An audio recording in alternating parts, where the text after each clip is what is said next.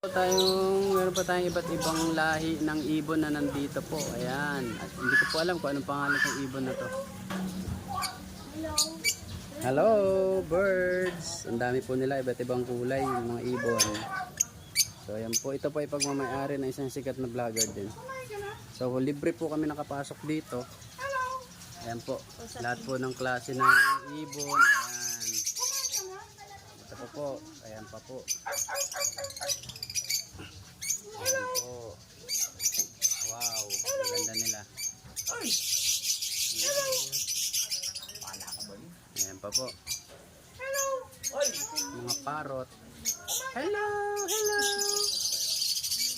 Hello, kumain ka na? Hello, hello. Sumasagot din po sila. Ayan po, ang iba't ibang lahi ng ibon dito. Ito po, hindi ko alam kung anong ibon to, pero magandang kulay po siya, parang parrot. Ayan po ang pinaka colorful na parrot. Hello! Ayan po, ang ibon, ang gaganda po ng kulay nila. Wow! Nakaka-amaze po dito sa lugar na to. So, yan po.